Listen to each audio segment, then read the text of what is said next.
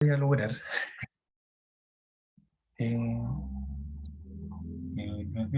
A ver.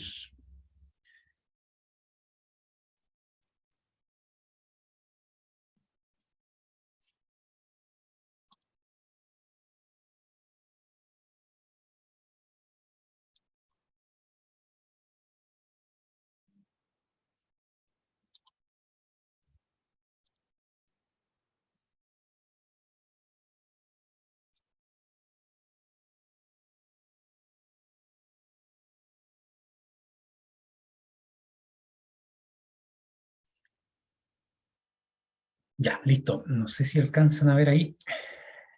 Eh, ¿Sí? ¿Se ve la pantalla? Y se ve Ah, bien. sí, perfecto. Ya, vamos a empezar entonces por antipsicótico y después vamos a ver antiparkinsoniano. Bueno, mi nombre es Pablo Villanueva Esparza, yo soy médico psiquiatra y se me encargó esta clase de antipsicótico que la vamos a hacer online, en realidad para beneficio de todos, en realidad, porque salió un poco tarde la clase. Tengo entendido de que la próxima sesión va a ser a las 7 de la tarde, ¿cierto? Sí, lo que pasa es que tenemos prueba el martes a las Sí, sí, 5. eso Entonces, me dijo Carla. Aprovecho de preguntarle inmediatamente, chiquillo, yo no sé, pregunto solamente, ¿no les conviene correr esa clase? Digo, porque van a estar cansados. Ahora, por mí, igual yo puedo hacer la clase a las 7, pero no sé si ustedes van a estar, van a ¿qué, estar. qué otro día podría, doctor? Mire, lamentablemente yo puedo, tengo un horario bien restringido, martes y jueves puedo, pero Claro, puede ser otro jueves u otro martes, no sé. es que el jueves tenemos, el jueves siguiente igual tenemos clase con usted. Claro, y después, Y después viene la semana de la carrera y se nos bueno, junta todo. si quieren lo estudian. Ya, yo Ah, no, se les va a juntar todo. le confirmo Sí, por medio de Carlita mejor. sí, no se preocupen, mire, discútalo nomás, pero si no, si tienen problemas, lo hacemos a las 7 nomás, no hay problema. Si no, ahí vamos a tener que apretarnos nomás. ¿Mm? Ya, muchas gracias. Cualquier cosa me cuenta. Bueno, hoy día vamos a ver entonces antipsicótico, de una clase relativamente corta. Saber de que los antipsicóticos fueron descubiertos por serendipia, fue un descubrimiento, en otras palabras, absolutamente casual. Se estaba utilizando clorpromacina como un antihistamínico y se requirió en la muestra paciente y para conseguir a tener un volumen adecuado se aplicó en pacientes psicóticos y como efecto secundario, entre comillas, los pacientes mejoraban con este antihistamínico sobre sus síntomas psicóticos. Esto lo probó el doctor Deniker y Jean Delay en 1952. Entonces, el primer antipsicótico patrón es la clorpromacina. Tienen que tener en cuenta esta parte de la historia porque tienen que saber de que los pacientes eh, esquizofrénicos o con algún tipo de psicosis, descompensada, agitado, etcétera, no se tuvo un manejo farmacológico hasta recién 1952. O sea, en el 40, por ejemplo, en 1800 no había absolutamente nada más que sencillamente métodos que eran físicos y bueno, más atrás en la psiquiatría se coloca bastante cruento.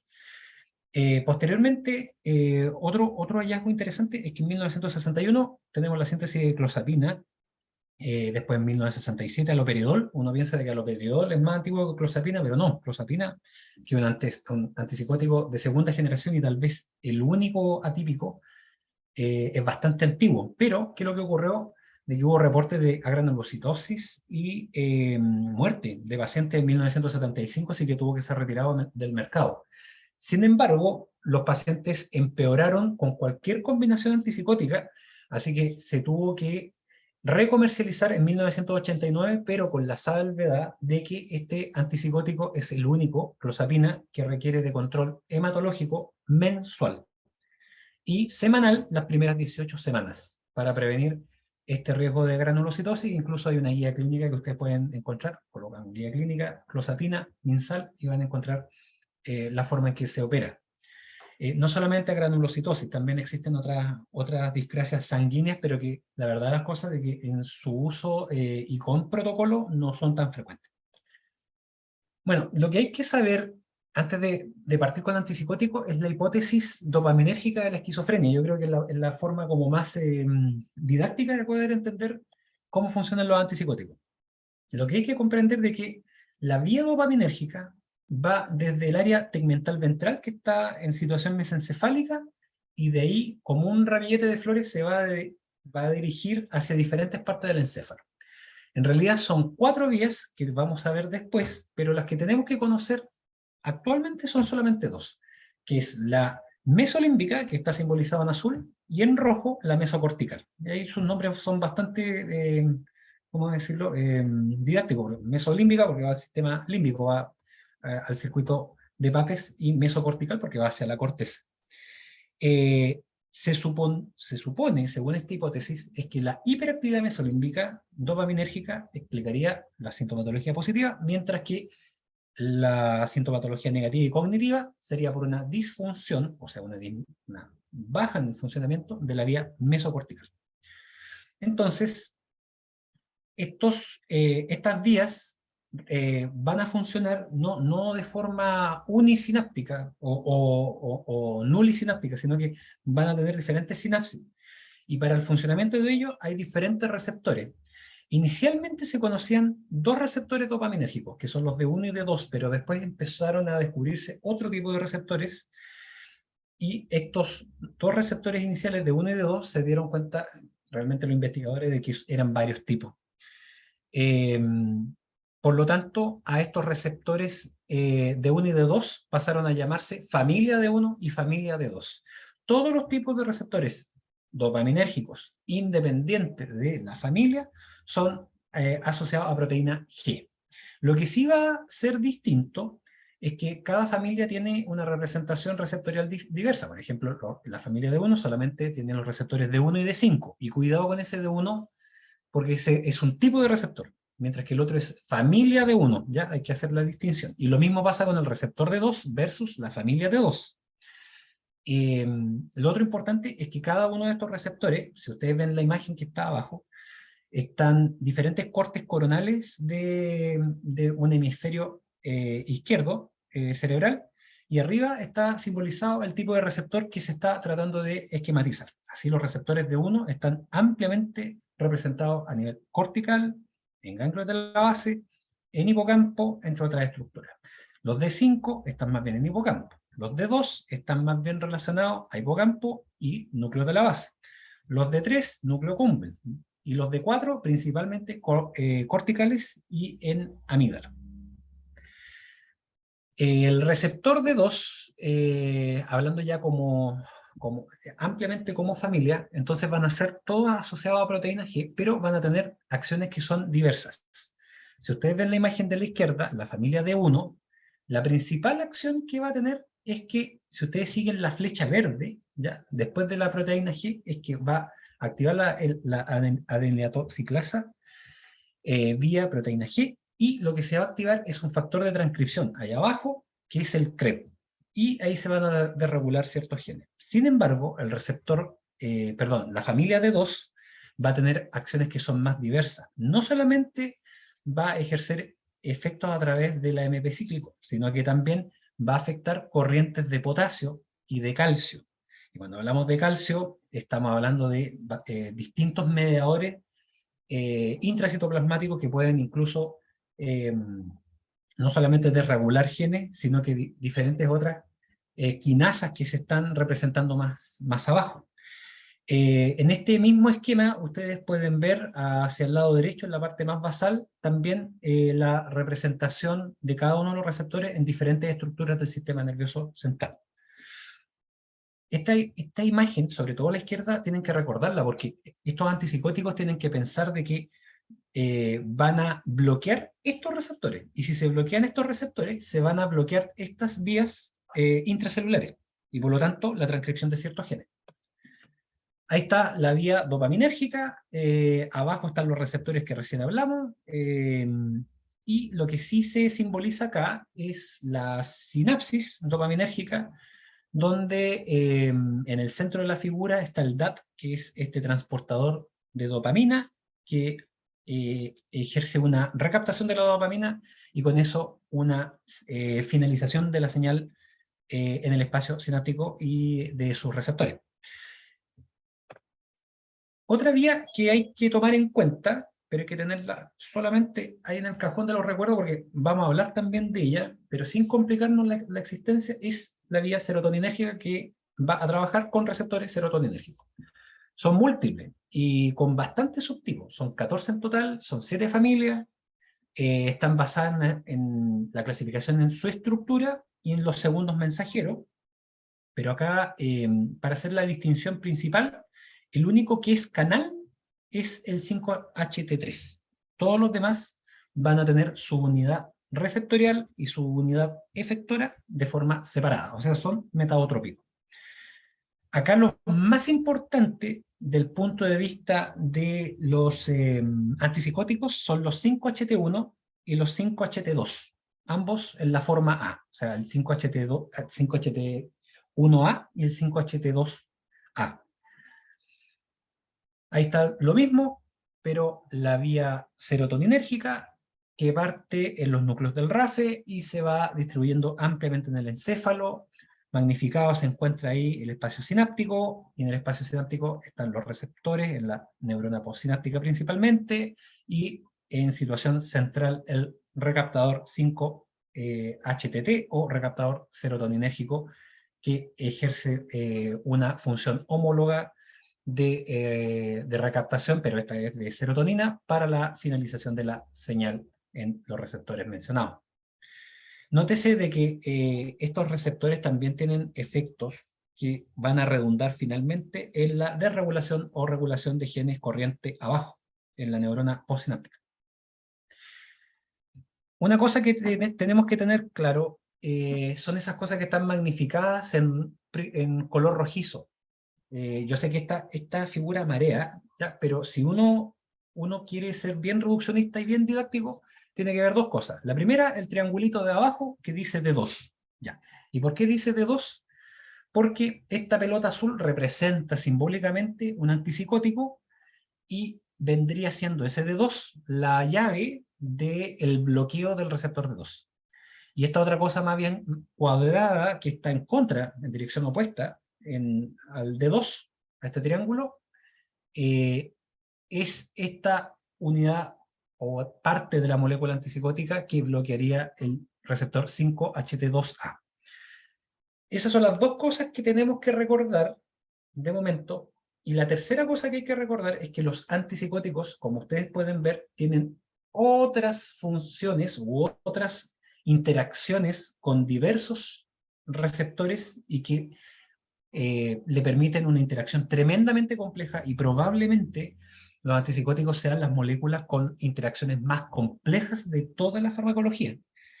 No solamente por el número de combinatorias, sino que también por los diferentes tipos de unión, ya sea fuerte o débil, o incluso las relaciones tipo cociente entre las diferentes uniones de diferentes receptores. Cada una de estas cosas que yo les estoy mostrando aquí van a tener que ver con, por ejemplo, un determinado receptor va a tener que ver con un determinado efecto, ya sea el que queremos conseguir o ya sea un efecto adverso. En este caso, 5HT2A y el D2 vendrían siendo los efectos deseados. Pero, por ejemplo, los receptores alfa-adrenérgicos, los receptores histaminérgicos, los receptores muscarínicos M1, entre otros receptores que están ahí simbolizados, podrían generar efectos indeseados que los vamos a comentar posteriormente. Lo que les había mencionado, entonces, siguiendo con el receptor D2 de la vía dopaminérgica, yo les había mencionado entonces de que tenemos una vía mesolímbica y una vía mesocortical, que son las que están representadas en rojo y en azul, y eso ya lo había explicado anteriormente. Sin embargo, existe una vía nigroestriatada, que va también del área tegmental ventral, que dicho sea de paso, el área tegmental ventral está al ladito de la sustancia negra, que cuando hablemos de la sustancia negra en la próxima clase, se van a acordar de esto, ¿sí? La vía nigroestriatada, entonces, va al estriado, perdón, no del área tegmental ventral, perdón, desde la sustancia negra, y esta vía, al ser bloqueada por los antipsicóticos, sería la responsable de un efecto indeseado, sobre todo de un tipo de antipsicóticos que, se los adelanto, se llaman antipsicóticos típicos o de primera generación, y el efecto adverso es el extrapiramidalismo, los efectos extrapiramidales de los antipsicóticos. Pues bien, la vía tuberoinfundibular, al ser bloqueada, va a generar una hiperprolactinemia y con eso todos los síntomas que genera la hiperprolactinemia. Por ejemplo, disfunción sexual, pueden generar ginecomastia, irregularidades menstruales, entre otros efectos. Entonces, resumen, la vía mesolímbica, al ser bloqueada, disminuiría la sintomatología psicótica.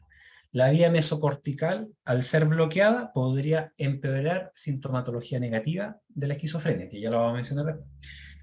La vía nigroestriatal, al ser bloqueada, podría generar alteraciones motoras. Y la vía tuberoinfundibular, al ser bloqueada por los antipsicóticos, el receptor D2, podría generar hiperprolactinemia. De los tipos de antipsicóticos tenemos dos grandes tipos. Esto es una clasificación más bien clínica. Existen clasificaciones que son químicas por diferentes tipos de estructura y conformaciones moleculares, pero la verdad las cosas de que yo creo que ya con esto es suficiente. O sea, con esto que ustedes aprendan yo creo que es suficiente como para que se puedan defender en la clínica.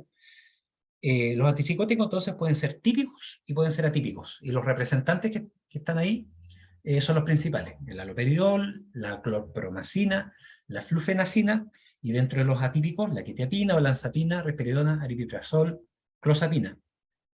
Paliperidona también, ciprasidona, son otros representantes que también tenemos, que no están anotados ahí. Lo que hay que saber de los antipsicóticos atípicos o de primera generación es que pueden clasificarse de acuerdo a su potencia. Y con fines de establecer una equivalencia, todos son comparados en función de la clorpromacina, que yo les decía, este antipsicótico patrón, el primero que se descubre. De esta manera, el haloperidol es mucho más potente que la flufenacina, no mucho más, pero es más potente que la flufenacina, pero esta sí, mucho más potente que la clorpromacina. Ahí debería haber colocado un doble mayor ahí. Y respecto a los antipsicóticos atípicos, la atipicidad se define como está puesta ahí: ausencia de hiperprolactinemia, mayor eficacia del tratamiento de síntomas positivos y negativos, y ausencia de síntomas extrapiramidales. Ahora, si nosotros somos bien puristas, vamos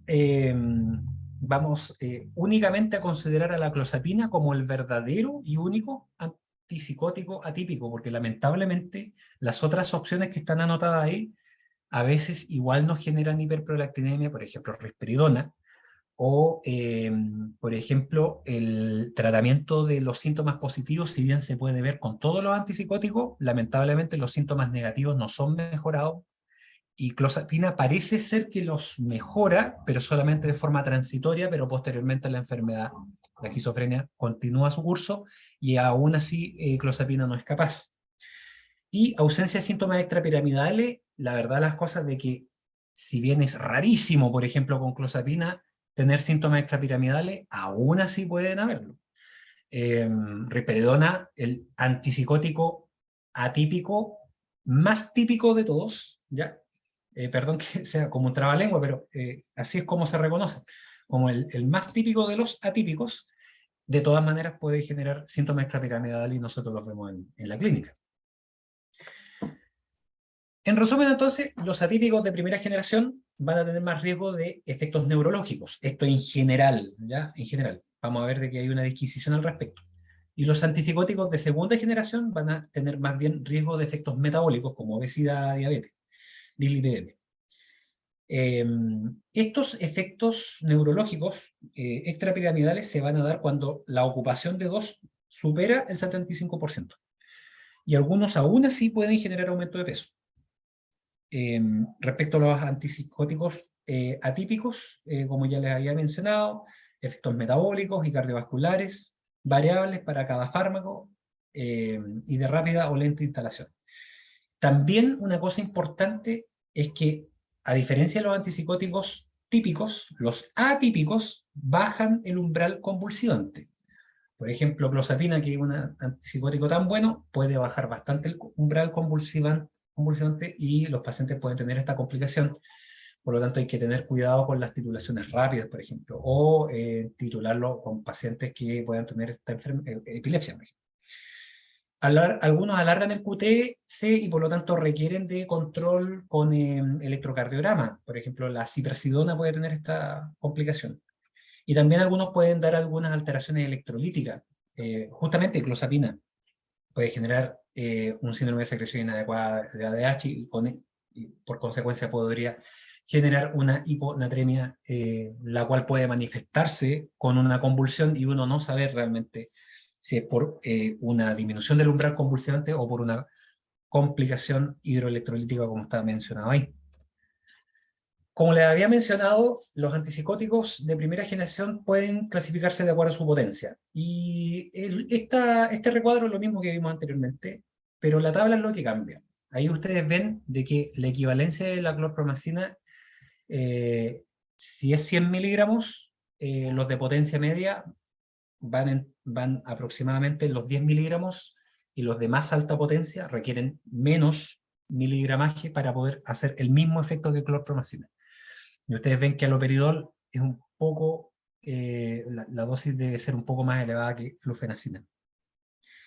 La mayor parte de la mejoría se observa más claramente cuando ya el antipsicótico está haciendo su efecto a las 4 a 6 semanas de uso. La elección del antipsicótico debe guiarse según su respuesta previa, en el caso que el paciente lo haya utilizado antes. O sea, generalmente uno cuando ve a un paciente y tiene antecedentes de esquizofrenia, se apoya en el tratamiento del colega anterior o de uno mismo, si es que hay incumplimiento terapéutico, y el perfil de efectos adversos, porque si yo tengo un paciente, por ejemplo, con alguna alteración cardíaca, voy a tratar de no usar algún antipsicótico que tenga un perfil más bien cardiotóxico. El episodio agudo puede ser útil las formulaciones inyectables. Tenemos olanzapina, por ejemplo, con una titulación bastante rápida, la ampolla es de 10 miligramos y la dosis máxima es 30. Así que se podría utilizar en forma siempre intramuscular. El aldol también lo mismo, se puede dar acompañado, por ejemplo, la ampolla con lorazepam para poder disminuir algunos efectos extrapiramidales peligrosos. Y también está la clorpromacina, que puede ser bastante sedativa, pero puede ayudar.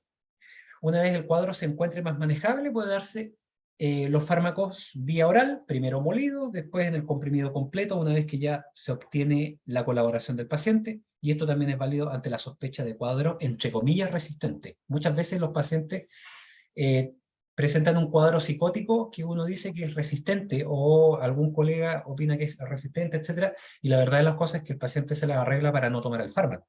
Por eso es mejor dárselos molidos, y si aún así no mejora, puede darse incluso por vía intramuscular en el caso que esté la presentación.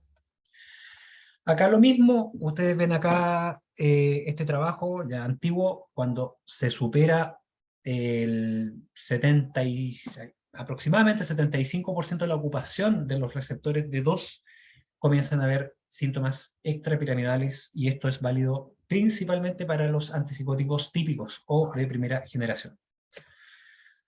¿Qué hace que un antipsicótico sea atípico? Bueno, aquí está lo que yo les mencionaba. Hablamos harto de antipsicóticos típicos, o sea, de receptor D2, pero lo que lo hace atípico es principalmente el receptor o el bloqueo del receptor 5-HT2A. El motivo es, hasta la fecha, hipotético, se piensa de que esta ocupación permitiría una mayor liberación de dopamina a nivel de corteza prefrontal, y eso mejoraría el funcionamiento de la vía mesocortical.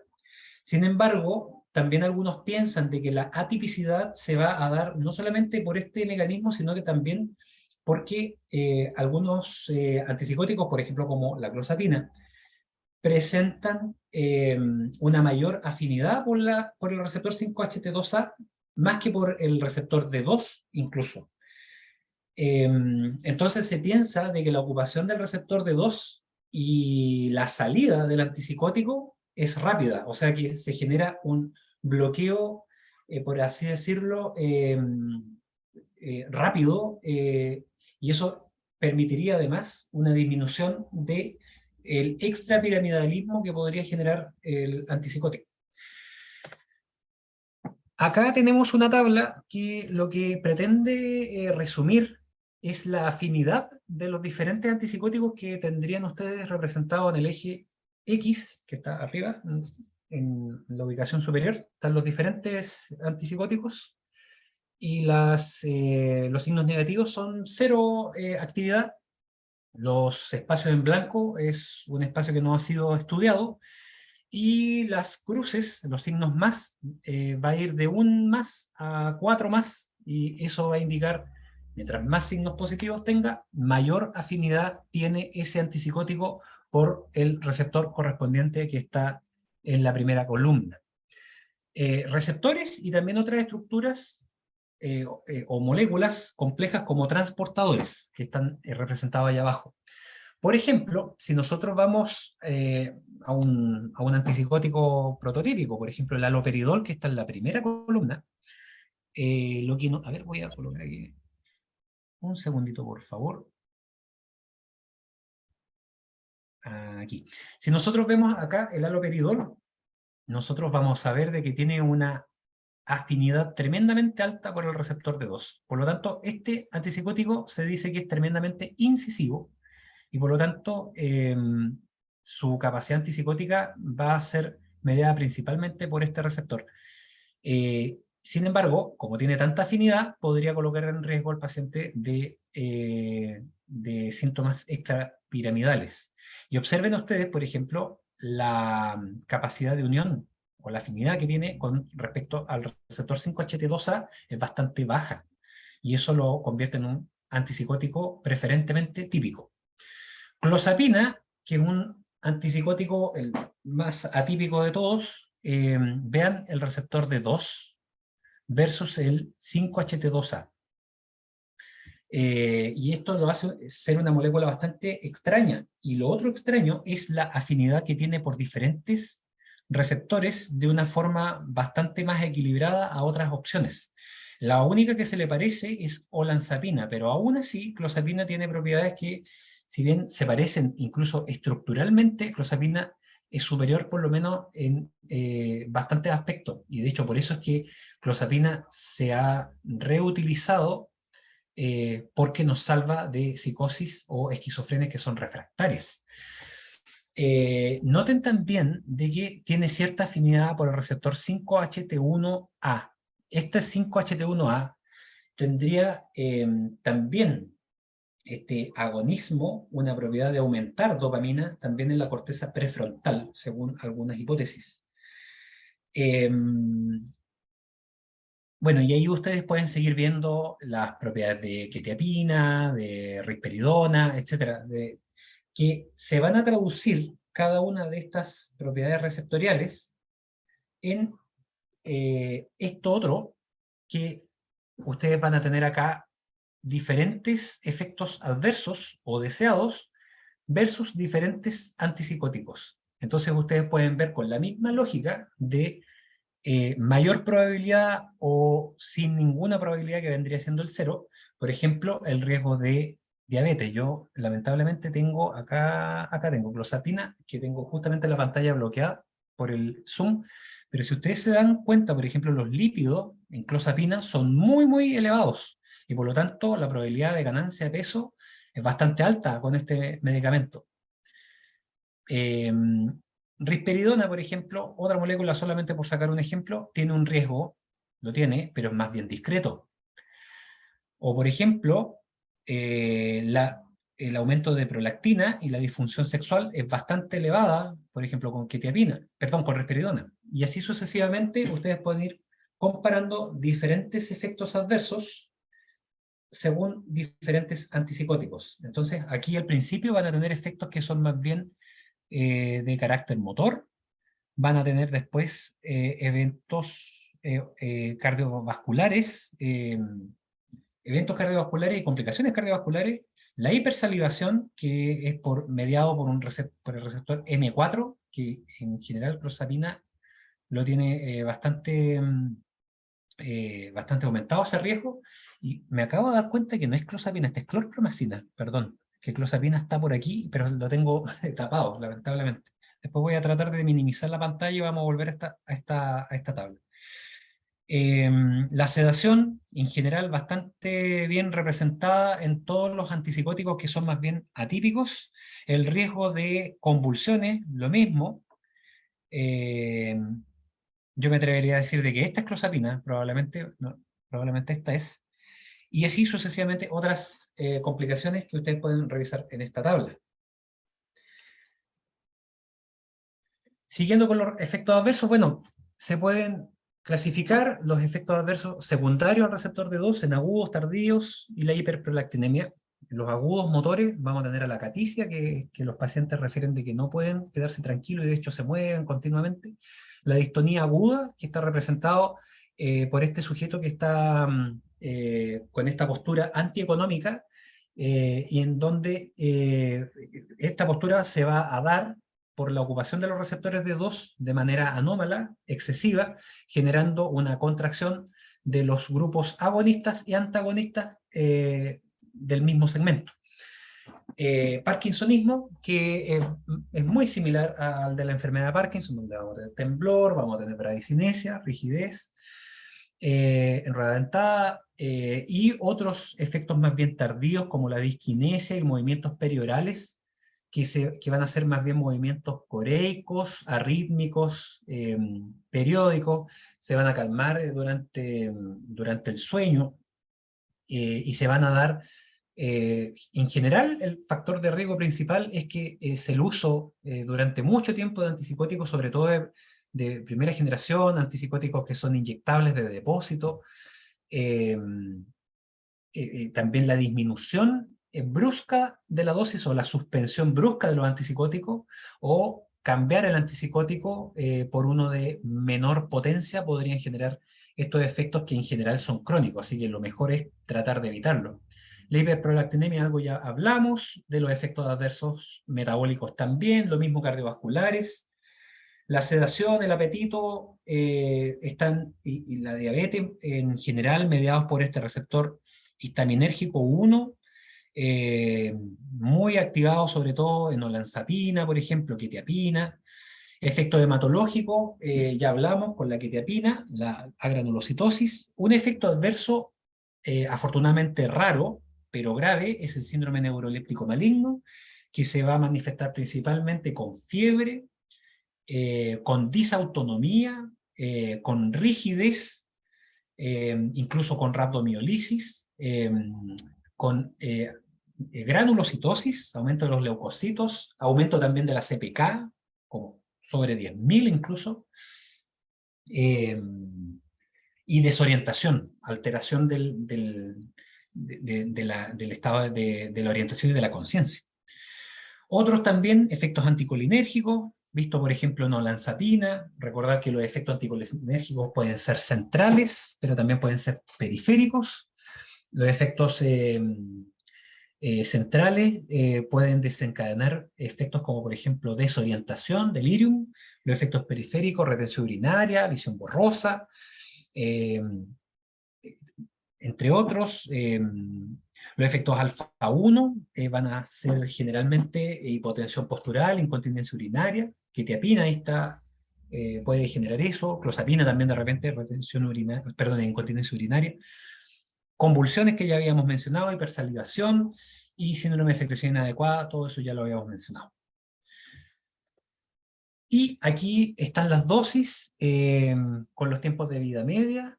Coloqué, o sea, en esta tabla, afortunadamente, no es que yo lo haya colocado, sino que encontré esta tabla que me pareció más didáctica de presentar, porque tiene la dosis de inicio y una dosis promedio para un primer episodio recurrente de esquizofrenia, y una dosis de mantención, y también las rutas de administración. Bueno, acá clozapina oral, siempre no hay inyectable.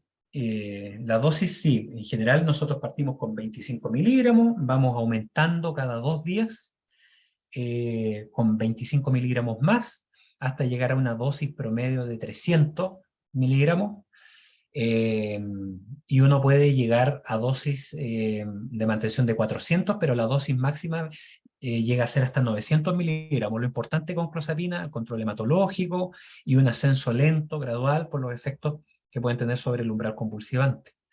En la risperidona, lo mismo, 1 o 2 miligramos, aunque en general nosotros partimos con 3 miligramos en general, 1,5 miligramos, y llegamos hasta 6 miligramos, aunque hay reportes de llegar hasta 9 y 12 miligramos, obviamente en pacientes donde se justifique. No es 9 miligramos no es una dosis habitual. Olanzapina, 10 a 30 miligramos. La ventaja es que también está esta formulación intramuscular, entonces nos puede servir para agitación psicomotora. Quetiapina es una molécula bien estudiada. El problema de quetiapina es que, miren ustedes, la dosis de inicio, 50-100 miligramos, y la titulación debe ser lenta, porque también baja el umbral convulsivante, también puede generar hipotensión ortostática, y las dosis deben llegar, las dosis antipsicóticas, a 800, 600 miligramos. Entonces, un paciente que está psicótico, ustedes comprenderán de que llegar a 800 miligramos uno lo quiere sacar de la psicosis rápido porque el paciente está sufriendo, en el fondo. Entonces, cuesta, la verdad, las cosas encontrar pacientes que estén con quetiapina únicamente y en monoterapia como antipsicótico. Quetiapina, como voy a adelantar ahora, los antipsicóticos no solamente se usan como antipsicóticos, tienen otros usos, así como por ejemplo la aspirina sirve para el dolor de cabeza, pero también sirve para evitar el riesgo cardiovascular. Bueno, acá pasa un poco lo mismo, el antipsicótico sigue siendo el nombre antipsicótico, pero se utiliza para otros usos. Y el ejemplo mejor es quetiapina, porque hasta 150 miligramos más o menos sirve como un fármaco sedativo. Entre 150 a 400 miligramos más o menos sirve a nosotros como estabilizador del ánimo. Y ahí sale otra indicación, la estabilización del ánimo en trastorno bipolar. Y ya sobre los 400 miligramos a los 800 miligramos estamos pensando como un antipsicótico para esta molécula. Ciprasidona, la verdad las cosas de que es una molécula que no usamos mucho, solamente tenemos formulación oral en Chile, si no me equivoco. Estas otras también, amisulpride, poco lo usamos. Aripiprazol es una molécula bastante especial porque es un agonista parcial del receptor D2. Entonces, según esta hipótesis, la vía mesocortical estaría hiperactivada y por lo tanto el aripiprazol activa poco ese receptor D2 y la vía mesolímbica que estaría hiperactiva, creo que lo dije mal, la vía mesolímbica que estaría hiperactiva haría una atenuación de la actividad mesolímbica, perdón, y en el caso de la mesocortical que está hipoestimulada, estimularía con mayor intensidad al receptor D2. La verdad las cosas de que se escucha bastante interesante cuando salió al mercado esta molécula, pero la verdad las cosas de que tiene un efecto, o sea, un tamaño de efecto, la verdad las cosas relativamente escaso. Y no, yo por lo menos no he visto pacientes tratados únicamente en monoterapia y que con aripiprazol generalmente se requiere de una terapia combinada con otro antipsicótico, y la verdad las cosas de que se pierde un poco esa idea de bala mágica como inteligente del receptor D2 con aripiprazol. Y paliperidona es el metabolito de risperidona, y que se utiliza como antipsicótico igual. Y la ventaja que tiene es que paliperidona, si bien en Chile no la tenemos oral, pero está llegando a una formulación inyectable de depósito que dura un mes, porque risperidona la tenemos también inyectable de depósito, pero es cada 15 días. Entonces eso lo hace bastante menos práctico, mientras que paliperidona, que es muy parecida a risperidona, ya la tenemos para un mes. Han llegado formulaciones para 3 meses y según el laboratorio aparentemente podría salir un inyectable de depósito para 6 meses, lo cual parece bastante esperanzador. ¿Qué cuidado hay que tener con paliperidona? Función renal tiene que estar preservada. Aquí otra tabla, esto ya es de la guía chilena, que es más o menos lo mismo, para que tengan una idea. Y las indicaciones que ya estábamos hablando anteriormente, no solamente para esquizofrenia, sino que trastorno depresivo con o sin síntomas psicóticos, para trastorno bipolar, también los antipsicóticos, sobre todo antipsicóticos atípicos, tienen capacidad estabilizadora del ánimo, no de primera línea como un estabilizador del ánimo per se, pero sí se utiliza bastante, por eso es que ustedes van a encontrar en las indicaciones de pacientes con trastorno bipolar un estabilizador del ánimo y al ladito va a estar el antipsicótico atípico. El trastorno de personalidad, especialmente el borderline, también se trata con antipsicóticos atípicos, pero en dosis bajas. No es un tratamiento de primera línea, pero sirve para que el paciente pueda regular, por ejemplo, dimensiones sintomáticas como, por ejemplo, la ira incontenible. El trastorno obsesivo compulsivo, sobre todo el refractario, moléculas como risperidona se escuchan bastante. En el delirium, el tratamiento del delirium es el tratamiento de la causa médica que lo genera, pero las alteraciones conductuales, sobre todo cuando el paciente se está sacando las vías, está agrediendo al personal, es de muy difícil manejo, entonces podría utilizarse fármacos como el haloperidol, la risperidona y en segunda línea la olanzapina y quetiapina. La idea es que sea lo menos sedativo posible. Y también otras condiciones que en general son off-label, como por ejemplo drogas, adicción a sustancias, trastorno de la conducta alimentaria, a veces también se ven algunos esquemas con cuidado, sí, sobre todo porque aumentan de peso y los pacientes pueden tener problemas con eso, eh, trastornos neurológicos, etc. Así que eso era la presentación de antipsicóticos. No sé si tienen dudas, yo me imagino que van a tener, pero me imagino que las quieren transmitir por acá, no sé, ustedes dirán. Si es que todavía están vivos. Todavía están vivos. A ver. Claro, acá estaba clozapina, chiquillos, yo me equivoqué, esta era clorpromacina. Disculpen ahí la abreviatura, no lo veía. Clozapina. Ya. Cuarta opción de izquierda a derecha.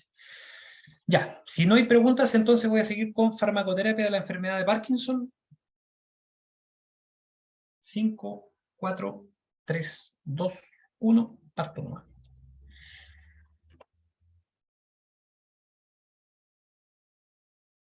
Ya, farmacoterapia de la enfermedad de Parkinson. Entonces, ahí están mis datos. Estos van a ser los temas que vamos a tocar. Primero una introducción breve y finalmente la farmacoterapia, que es lo que nos Doctor, convoca. ¿Sí? no se está viendo, no sé si soy la única. Ah, a ver. Que Voy a... creo que estaba compartiendo solo el Power anterior. Creo que debería dejar de compartir y volver Sí, a compartir. voy a volver a... Exacto, muchas gracias. A ver.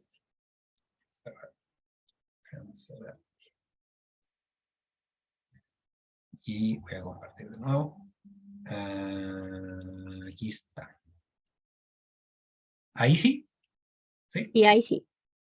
Perfecto, ya. Entonces, ahí está la primera diapositiva y esos van a ser los temas que vamos a tocar. Ahí está la foto de el doctor Parkinson, James Parkinson, que en este texto describió la enfermedad, por así decirlo, oficialmente por primera vez. ¿Por qué digo oficialmente? Porque ya en el Ayurveda, en este libro Sistema Médico Indio, ya se conocía la Kampa Vata hace 4.500 años, y se utilizaba la planta con este nombre científico, Mucuna pruriens, que después se descubrió que era rica en levodopa. Y que se utilizó como tratamiento para esta patología, así que es muy probablemente que ambas patologías eran las mismas. Fue descrita entonces primera vez en 1817 en este tratado, ¿cierto? Como la parálisis agitante. Después Frederick Lewy en 1912 informa inclusiones citoplasmáticas neuronales en una variedad de regiones del cerebro, que ahí la tienen ahí abajo simbolizada. Después este doctor, 1919, Tretiakov, observó que la anomalía más crítica de la enfermedad de Parkinson era la pérdida de las neuronas en la sustancia negra en la pars compacta del mesencéfalo, y en la década del 50 investigaciones de diferentes investigadores descubrieron la importancia de la dopamina y su agotamiento en los ganglios basales. Eso es en términos históricos. Nótese el color de la planta y relaciónelo con el color de la sustancia negra cuando vieron neuroanatomía. En cuanto a en términos definitorios y epidemiológicos, la enfermedad es una enfermedad neurodegenerativa progresiva considerada como un trastorno del sistema motor, pero ahora se reconoce que es una enfermedad o una afección compleja que incluye manifestaciones motoras, neuropsiquiátricas y otras no motoras. Y yo me atrevería a decir que es considerada una enfermedad sistémica, como vamos a ver probablemente en la última diapositiva. En la segunda causa de trastorno de los movimientos involuntarios, porque la primera es el temblor esencial, y segunda causa de enfermedad neurodegenerativa, porque la primera es Alzheimer. Epidemiológicamente, la prevalencia es de 0,3% en la población general, de 40 años, ahí está la incidencia. Hay un trabajo relativamente, no relativamente, que salió el año pasado, sobre la epidemiología de la enfermedad de Alzheimer en Chile. Para el 2018 la incidencia fue 23,7 por 100.000, y la prevalencia 160 por 100.000. Y la razón hombre-mujer fue de 1,3, y eso es interesante porque generalmente las estadísticas hablan de que el hombre es más desfavorecido por la enfermedad de Alzheimer, perdón, por la enfermedad de Parkinson que las mujeres. Pero acá en Chile somos una de las poblaciones con una proporción bastante semejante. Y a su mano derecha ustedes observan ahí la prevalencia y la incidencia que va en aumento. La verdad las cosas de que con esas dos gráficas, cuando uno hace una búsqueda bibliográfica, en todos lados sale la pandemia, por así decirlo, de la enfermedad de Parkinson. Enfermedad, prácticamente todas las enfermedades neurodegenerativas se habla de que son situaciones prácticamente pandémicas. Lo mismo pasa con la enfermedad de Alzheimer. Voy a bajar un puntero láser. Ahí sí. Bueno, en cuanto a las manifestaciones clínicas, tenemos manifestaciones cardinales, que ya habíamos mencionado algunas: temblor, bradiquinesia, rigidez e inestabilidad postural, pero existen características, otras características motoras, por ejemplo, hipomimia, disfagia, cialorrea o alteraciones visuales, musculoesqueléticas como micrografia, distonía, mioclono, escoliosis, diversas alteraciones posturales, una marcha absolutamente alterada, descrita por los términos festinación, freezing, chugging, y también características no motoras, como la disfunción cognitiva, y yo me atrevería a decir también ejecutiva, psicosis, desórdenes motores, perdón, del ánimo, como depresión, ansiedad, disturbios en el sueño, fatiga, disfunción autonómica, disfunción olfatoria, dolor y alteraciones dermatológicas. Consideración especial hay que tener en estos trastornos motores, perdón, no motores, de que si ustedes ven a mano derecha, en la etapa prodrómica, gran parte de los trastornos no motores se manifiestan en esta etapa prodrómica, donde todavía no aparecen la sintomatología motora, y es cuando se hace el diagnóstico, ¿ya?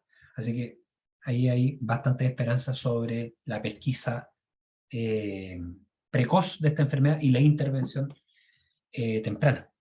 Después pasamos a una etapa media y finalmente una etapa tardía de la enfermedad, que termina con la muerte y previamente con la demencia. Dentro de también esta evolución, vamos a ver entonces en otro eje, ¿ya?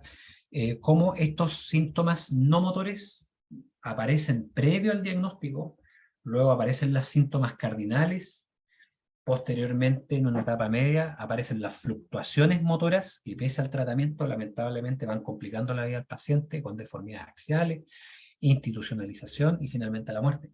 Vean cómo los síntomas motores aparecen de manera mucho más tardía que los síntomas no motores. Vean cómo las alteraciones conductuales del sueño REM son una bandera roja para sinucleopatías, incluida la enfermedad de Parkinson. Y cómo éstas se van abriendo como un verdadero embudo, lo que va representando esta amplitud, el grado de discapacidad que va generando la enfermedad a medida que va pasando el tiempo. Y también yo creo que de esta diapositiva es bueno tomar en cuenta cómo la enfermedad de Parkinson no solamente afecta el ámbito motor, sino que afecta la olfacción, afecta el ánimo, afecta el tubo digestivo, afecta el sistema urinario, etc. Hay que considerar de que para el diagnóstico de la enfermedad de Parkinson se requieren la bradicinesia y acompañado de algún síntoma cardinal asociado. Deben haber criterios de exclusión, o por ejemplo que no hayan daños estructurales del encéfalo, del neuroeje superior, no hayan fármacos que expliquen el parkinsonismo, y obviamente algunos síntomas de apoyo, como por ejemplo las manifestaciones asimétricas, la buena respuesta a la levodopa, entre otras características. Bueno, y la progresión también gradual de la enfermedad, como se ve en el eje X. ¿Qué hay que tener en consideración? Bueno, que la enfermedad de Parkinson, así como va evolucionando en términos clínicos, esto va a tener una correlación neuroanatómica. Si ustedes se dan cuenta, la progresión de la enfermedad de Parkinson es diversa a la enfermedad de Alzheimer, que va a comprometer primero hipocampo y después se va a extender hacia lo temporal, parietal y otras estructuras superiores. Mientras que la enfermedad de Parkinson va a comenzar, ahí donde están las flechas azules, en estructuras que pertenecen al tronco encéfalo y estructuras olfatorias. Y por eso es que la hiposmia, perdón, es un síntoma premotor y que es prodrómico de la enfermedad de Parkinson. Observen que posterior a esto se compromete el locus cerúleo, después la sustancia negra se ve ya francamente comprometida, el mesocórtex, y ya empieza a aparecer la bradicinesia, la rigidez, el temblor, la inestabilidad postural. Observen también a los cuántos años se hace el diagnóstico, y finalmente este avance de la enfermedad va comprometiendo ya parte del neuroeje superior de forma progresivamente más intensa, apareciendo la demencia, la disfagia, la nicturia, el delirio, etc. Ahora, ojo, hablé de que hay un compromiso dopaminérgico. Sin embargo, a mano derecha ustedes pueden ver de que no solamente lo que está representado ahí en azul y en SN, la sustancia negra, no solamente esa vía es la que está comprometida. Conforme pasa el tiempo, se van comprometiendo también vías que son serotoninérgicas en verde y también vías que son noradrenérgicas en rojo. Y vean ahí de que diferentes estructuras, que son lo que está en el eje de las X, se van, va disminuyendo, respecto al porcentaje respecto a los controles, hay un porcentaje de compromiso de esas diversas estructuras que están representadas en el eje de la X. Entonces, esta imagen representa una correlación entre la clínica y la neuropatología. Ahora, yo hablé de que la enfermedad de Parkinson avanza, pero ¿qué es lo que avanza realmente desde el tronco encéfalo hacia la corteza? Bueno, hay un avance, este avance patológico ascendente de ventral a dorsal.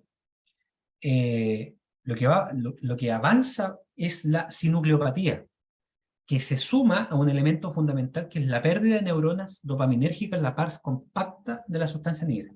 Ustedes ven, por ejemplo, a mano derecha en la región superior, el SN es la sustancia negra, que está bastante oscurecida en el control, y en la enfermedad de Parkinson bastante pálida. Y el correlato anatomopatológico es la acumulación de cuerpos de Levy, que son complejos compuestos de acúmulo de alfa-sinucleína, que está representado en la imagen de acá. Acá tienen un cuerpo de Levy, obviamente intracitoplasmático. Y lo que les había mencionado, el elemento fundamental, que era la pérdida de neuronas dopaminérgicas, se encuentran acá. Esta es una tinción de maltoxicilina eosina, y este es el paciente que es control, y acá ustedes ven la disminución de neuronas dopaminérgicas en el paciente con enfermedad de Parkinson leve, y la práctica inexistencia de neuronas dopaminérgicas en la sustancia negra de pacientes con Parkinson avanzado. Entonces, lo central es la pérdida de esta actividad dopaminérgica que es responsable de la mayoría de los síntomas y signos. Pero ¿por qué desaparecen estas neuronas? Esto no es mágico.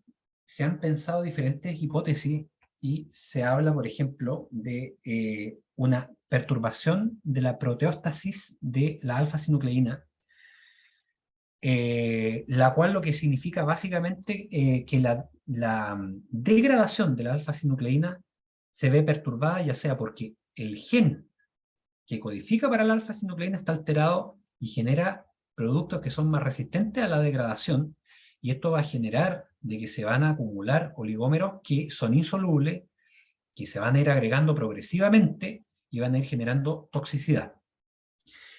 Y estos oligómeros pueden incluso salir de la neurona e ir a dar vía terminal sináptico a otras neuronas sanas e ir vía verdaderos mecanismos priónicos de transformación de otras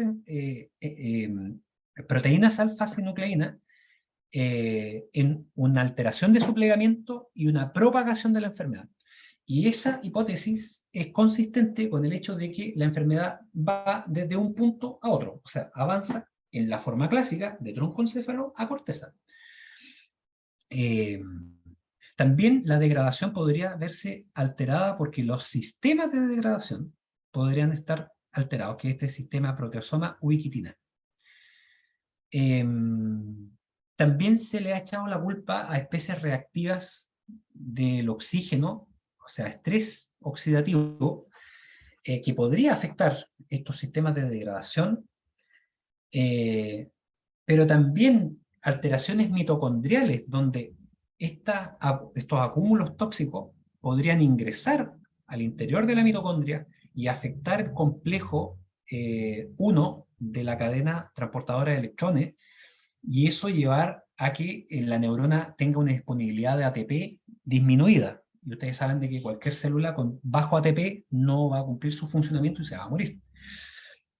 Estas neuronas también particularmente operan con calcio. Las neuronas de la sustancia negra tienen un sistema pulsátil, ¿cómo decirlo?, periódico de concentraciones variables de calcio que son distintas a las del área tegmental ventral, así como también son neuronas que son relativamente largas, como 4 metros, y son amielínicas. Y como son amielínicas, eso significa de que el campo eléctrico que tienen que propagar cuando se está transmitiendo el potencial de acción es más chico, y por lo tanto, para poder mantener la información, o sea, el potencial de acción persistente durante los 4 metros, por todos los 4 metros, va a requerir entonces mayor cantidad de energía, y por lo tanto eso va a generar mayor utilización de mitocondria y mayor estrés oxidativo en el fondo. Lo mismo, si estas neuronas trabajan con calcio, van a activar o pueden pasar a activar mecanismos caspasa y de muerte celular programada. Y también se ha responsabilizado a neuroinflamación mediado por microglia, la cual estaría disponible para poder comerse estas alfa-sinucleínas, pero también de paso dañar estas neuronas. Entonces, estos serían más o menos los mecanismos que se piensan de que podrían llevar a la o sea, al término anticipado de la vida de estas neuronas, conllevando a una disminución de la disponibilidad de dopamina estriatal.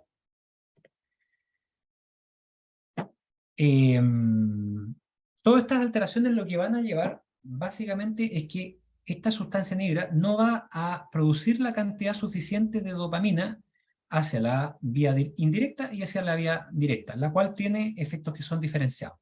Voy a explicar la vía directa, que como su nombre lo dice, termina en el globo pálido interno y sustancia negra parso reticulada, que son ambas estructuras de este modelo que son de salida.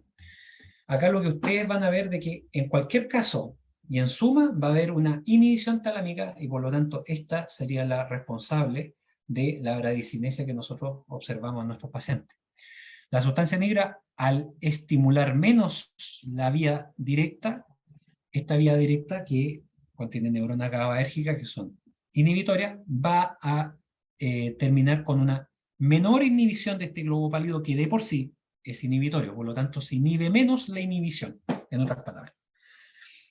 Y por otro lado, la vía indirecta, también está menos inhibida, la cual va a sobreexpresar esta inhibición de este globo pálido que es inhibitorio, por lo tanto va a haber una reducción de esta inhibición de este núcleo subtalámico y por lo tanto va a haber una excitación mayor de este globo pálido interno y sustancia negra pars reticulada, que también, como ya lo había dicho, va a aumentar esta inhibición sobre el tálamo, dando la clínica que habíamos comentado anteriormente, específicamente los síntomas cardinales. ¿Qué farmacoterapia tenemos disponible? Bueno, antes de partir con la farmacoterapia, tenemos que reconocer de que desde 1817 hasta el 2000 y la fecha, tenemos varias opciones terapéuticas. Obviamente aquí esto es un recuento histórico y algunas cosas han servido y otras no. Actualmente, en esta review del 2021 tenemos todas estas moléculas que están en fase 1, 2, 3, etcétera, viendo la posibilidad de optimizar o tener más estrategias terapéuticas sintomáticas, pero el cáliz sagrado que nosotros queremos obtener es alguna terapia modificadora de la enfermedad, la cual todavía no es disponible. O sea, estas cosas que yo les mostré anteriormente, voy a retroceder un poquito, esto que yo les mostré acá, no hay ninguna terapia que intervenga en ninguna de estas vías. A eso se refiere de que no hay terapias modificadoras de la enfermedad, o sea, no existe una terapia neuroprotectora, solamente hay terapias sintomáticas. Lo primero que vamos a ver son las dianas dopaminérgicas, y para poder ver las dianas dopaminérgicas lo vamos a ver en el sentido de este dibujo. La primera molécula que tenemos disponible, y es el estándar de oro, es la L-Dopa, que es precursor de la dopamina. Estamos en esta parte de la figura. Vamos a ir desde la barrera hematoencefálica, desde la sangre, hasta el espacio sináptico, o más bien hasta la neurona postsináptica. Entonces, es el estándar de oro, es precursor de dopamina, se absorbe en el intestino delgado y va a competir con las proteínas de la alimentación. Y esto es importante porque este fármaco se tiene que dar una media hora antes de la alimentación del paciente, porque si no se va a absorber poco. Es inhibida por la dopamina descarboxilasa, es transformada, es transformada por la dopamina descarboxilasa en dopamina, porque la dopamina no pasa la barrera hematoencefálica, la pasa la L-Dopa, por eso se tiene que dar en esa forma. Y su uso es interferido por complicaciones motoras, incluyendo oscilaciones de respuesta motora y disquinesias inducidas por la administración discontinua, como lo vamos a ver en las próximas diapositivas, que se dan con el tiempo y con mecanismos que no han sido dilucidados. La suspensión brusca puede producir en raras ocasiones un símil al síndrome maligno de los neurolépticos que comenté anteriormente, con rigidez, fiebre y alteración de conciencia, que se llama síndrome de parkinsonismo hiperpirexia. Y si ustedes se dan cuenta, la L-Dopa tiene dos formas de metabolismo. Entonces, para poder hacer de que esta L-Dopa ingrese preferentemente al terminal sináptico, se utilizan otras moléculas que voy a comentar a continuación. Entonces, esta L-Dopa está asociada con efectos adversos derivados de la conversión antes de llegar al cerebro, como náuseas, vómitos, mareos y a menudo ligados por descenso brusco de la presión arterial. Y esto va a pasar porque la L-Dopa, si se da pura, solita, se va a transformar en dopamina, pero a nivel sistémico, y no va a llegar esta L-Dopa donde queremos que llegue, que es el cerebro, el terminal sináptico. Entonces, para evitar su conversión periférica, se va a administrar conjuntamente con un inhibidor de la enzima dopamina o descarboxilasa, que es la carbidopa y la benseracida, que es lo que está representado acá. Entonces, la carbidopa y la benseracida va a eliminar o va a inhibir esta vía y por lo tanto va a pasar más dopamina a nivel cerebral. Y esto, por un lado, va a aumentar la potencia del fármaco y por otro va a minimizar los efectos adversos que son sobre todo gastrointestinales. Vamos a ver después un grupo de fármacos que son los inhibidores de la COMT, que también van a inhibir esta otra vía que es otra forma de escape, ¿cierto?, de la levodopa, lo cual aumenta mucho más la disponibilidad encefálica. Y esto es lo que yo les había mencionado sobre las complicaciones del uso de dopamina, de que con el tiempo, si ustedes ven aquí este trapecio en celeste, esta es la ventana terapéutica, pero la ventana terapéutica a medida que va aumentando el tiempo se va estrechando, va disminuyendo la amplitud. Y por lo tanto el paciente, en esta curva nosotros tenemos la disponibilidad de dopamina en cerebral, y por lo tanto cabe justito en la ventana terapéutica, pero a medida que va pasando el tiempo, se va saliendo de los márgenes, si ustedes se dan cuenta, y esas salidas de márgenes se van a traducir en fenómenos que son indeseables.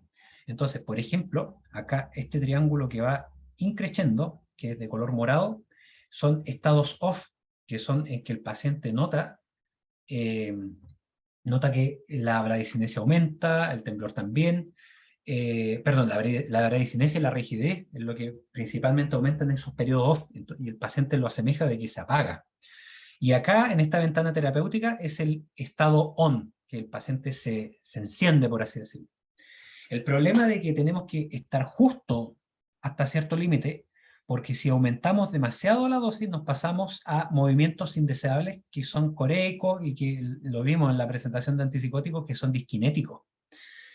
Sin embargo, cuando nos pasamos hacia abajo, estas disquinesias se pueden dar de forma bimodal, o sea, en dos momentos, ya sea cuando el paciente toma la primera dosis y va en aumento, y cuando hay una disquinesia de final de dosis, o sea, una disquinesia bifásica. Y lo más frecuente que se ve es este wearing off, que es la pérdida de efecto, en que, si ustedes se dan cuenta, cada vez más va aumentando más la pérdida de efecto de estos pacientes. Y también va aumentando correspondientemente el delay del on. O sea, el paciente toma su dosis de levodopa, pero progresivamente va demorando más en que se haga el efecto, y por lo tanto eso va generando también de que el paciente se vaya complicando, porque cada vez menos también, miren la amplitud de esto, cada vez menos va a durar el on del paciente, que es lo que nosotros queremos preservar más, a medida que se va estrechando la ventana terapéutica y aumentando también las disquinesias de pic de dosis. ¿Qué otras opciones tenemos? Bueno, aparte de la levodopa, también tenemos los inhibidores de la catecol o metiltransferasa, o más conocidos fácilmente como los inhibidores de la COMT. Acá tenemos representantes antiguos como la tolcapone y la entacapone, y otros más nuevos como la opicapone. Prolongan la vida media de la levodopa, como ya habíamos dicho. La inhibición entonces de esta enzima va a permitir de que entre más, a nivel periférico, ¿cierto? Va a permitir de que entre más levodopa al espacio sináptico. Tolcapone pasa la barrera hematoencefálica, pero no entacapone. Y esto va a generar de que aumente mucho más la disponibilidad de levodopa que entacapone. Lamentablemente sí tienen efectos adversos, como diarrea, tiñen los fluidos corporales, y en el caso de tolcapone puede generar falla hepática fulminante. No tanto entacapone, pero el problema, la falla que tiene entacapone es que no tiene una potencia tan grande como tolcapone. Entonces, con tolcapone nos arriesgamos más que con entacapone, pero es más efectivo tolcapone que entacapone. El efecto principal es en el off, o sea, disminuyen los periodos off, y por lo tanto, y tiene un efecto bastante discreto en el on. La indicación es en estas fluctuaciones motoras que habíamos hablado anteriormente, de estas cosas, fenómenos disquinéticos, ¿cierto?, de pic de dosis, y estos fenómenos off, como wearing off. Y este opicapone parece ser de un perfil un poco más equilibrado, porque va a permitir, o sea, va a tener el perfil de seguridad del entacapone, o sea, no es hepatotóxico, pero con la potencia del tolcapone, lo que significa de que puede pasar la barrera hematoencefálica y ejercer su efecto también en el espacio sináptico. Respecto a los inhibidores de la monoaminoxidasa B, tenemos los irreversibles y los reversibles. Los irreversibles prácticamente ya no se utilizan, como la selegilina, rasagilina, que son fármacos que tenían un perfil cardiovascular peligroso, pero de los reversibles ha llegado una molécula que se llama safinamida, y que, bueno, en general van a prolongar la vida media de la levodopa también, o sea, son terapias add-on con levodopa. El metabolismo va a generar derivados anfetamínicos, por lo tanto puede dar algo de agitación e insomnio, y también los síntomas de la levodopa, porque van a aumentar su disponibilidad. Y también la indicación es en la fluctuación motora. Entonces, recordar de que estos fármacos van a inhibir esta enzima que va a degradar la dopamina una vez ingresado en el espacio sináptico a través del TAP, del transportador de dopamina. Y finalmente tenemos los agonistas dopaminérgicos, que tenemos los ergóticos que ya prácticamente no se utilizan, y los no ergóticos, como la rotigotina, que lo ventajoso que tiene una utilidad transdérmica en parche, y la apomorfina, que tiene este efecto de 1 y de 2, incluso puede tratar algunas disquinesias preexistentes, como aquí dice. O sea, no solamente en fluctuación motora, sino que disquinesias preexistentes también pueden ser beneficiadas. La ventaja que tienen es una alta vida media, más por lo menos que la levodopa. No tiene metabolismo intermedio, es posible que tengan una menor estimulación pulsátil de los receptores de dopamina y con eso menores complicaciones motoras 2 a 5 años. Por lo tanto, este gráfico de acá, con estos fármacos, me refiero, este gráfico de acá, no sería un problema para estos fármacos. El problema, sí, es que puede tener un tamaño de efecto menor que el levodopa y que pueden generar efectos sobre todo en la esfera psiquiátrica, como descontrol de impulso, hipomanía y alucinaciones. Ya finalmente, dianas no dopaminérgicas, lo que yo les había dicho, hay que considerar esta enfermedad como una enfermedad sistémica, y de hecho, prueba de esto, esta imagen que saqué de un paper ahora del 2017, 2021, me parece mucho, donde aquí hay dos tipos de enfermedad de Parkinson. Tenemos esta enfermedad de Parkinson que parte en forma sistémica y que afecta secundariamente el cerebro, y otra que parte en el cerebro y afecta secundariamente a la economía sistémica, que sería este Parkinson First Body y este Parkinson First Brain, ¿sí? Y bueno, aquí hay diferentes cosas, como por ejemplo el deterioro cognitivo que se puede ver, o sea, una demencia en la enfermedad de Parkinson. Parece ser que se ven más bien beneficiados por inhibidores de la colinesterasa. La psicosis también hay que tratarla de manera especial, como por ejemplo medidas generales, tratando las posibles enfermedades médicas que generan psicosis, si se descartó, disminuir fármacos sedativos y finalmente sacar progresivamente y con cierto orden que no vamos a ver aquí, los fármacos antiparkinsonianos, ¿ya? Es lo último que se saca. Primero la mantadina y finalmente la levodopa, es lo que más hay que dejar. Y después están las posibles usos como clozapina y quetiapina como opciones terapéuticas de esa psicosis. La depresión hay que ver si es que realmente no será confundido con síntomas OFF, y en general responderían bien a los inhibidores de la recaptación de serotonina cuando veamos antidepresivos, incontinencia, oxibutinina, hay que tratar la disautonomía, etc. Y finalmente está la última diapositiva. Este es un ejemplo, ¿ya? Es un ejemplo de un paciente con una enfermedad de Parkinson en dos tiempos, en un tiempo más bien inicial de la enfermedad y un tiempo más bien final. Yo creo que las cosas que tienen que tomar en cuenta acá es la farmacoterapia inicial que tenía el paciente. Levodopa, benseracida, medio comprimido 3 veces al día, pramipexol de 0,25, 2 a 3 veces, con un wearing off de 60 minutos, imagínense. O sea, el paciente se le acababa la dosis 60 minutos antes de la próxima dosis que le correspondía. Le cuesta darse vuelta en la cama, claro, porque es un paciente que no recibe dosis en la noche de levodopa, y por lo tanto en la mañana va a estar peor el cuadro clínico. No hay imantación, estos periodos, claro, no va a haber freezing porque todavía no están avanzadas. al tomar el fármaco nota cierta acaticia, ¿cierto?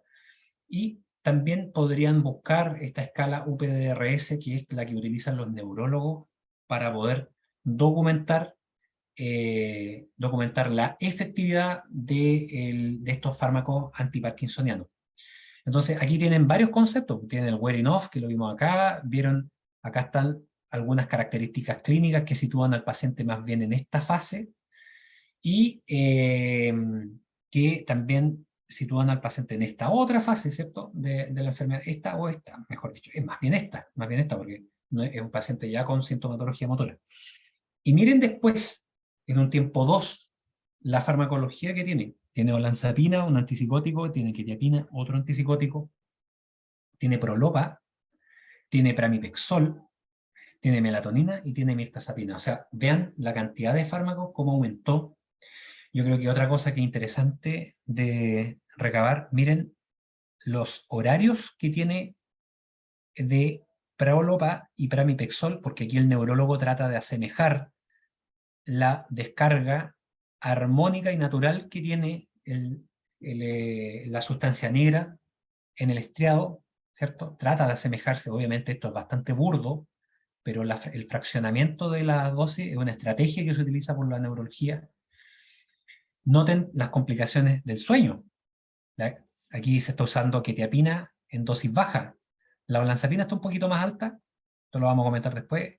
La melatonina también, sobre todo para el sueño. Esta olanzapina como antipsicótico, ¿cierto? Pero ya se está quedando como para el sueño. En realidad es porque el paciente desarrolló una psicosis provocada por estos antiparkinsonianos, específicamente por el pramipexol, porque es el paciente tendía a abusar de este fármaco que es agonista del receptor D2. Y finalmente la mirtazapina, que también está, ahí yo les ayudo por el efecto H1 que tiene, que es un antidepresivo. Responde a levodopa on satisfactorio, ¿ya? Pero tiene un wearing off ya a los 90 minutos, ante las 60 minutos, con imantación. Ya se van dando cuenta, mayor compromiso, o sea, la sinucleopatía va increciendo y avanzando. Caídas frecuentes, no tiene disfagia aún, no puede darse vuelta en la cama, presenta dolor, como ya habíamos mencionado, el dolor puede ser una manifestación porque hay posturas viciosas, se esfuerzan las articulaciones, los músculos permanecen contraídos mucho tiempo, porque hay una actividad motora persistente en momentos, etc. Y también hay alteraciones a nivel central, que es un efecto raro, pero se ha descrito que pueden haber alteraciones en la corteza sensitiva que pueden hacer que el paciente interprete dolor. Ánimo bajo en relación a la frustración por compromiso motor, claro, porque ya es más alto el compromiso, irritabilidad reactiva, insomnio, etcétera, ¿ya? Esto se los dejo como para que ustedes vean de que todas las cosas que nosotros vimos son cosas que ustedes las pueden llevar a la clínica. Así que eso, me despido entonces, chiquillos. Perdón lo extenso de la clase. No sé si tienen alguna duda, consulta.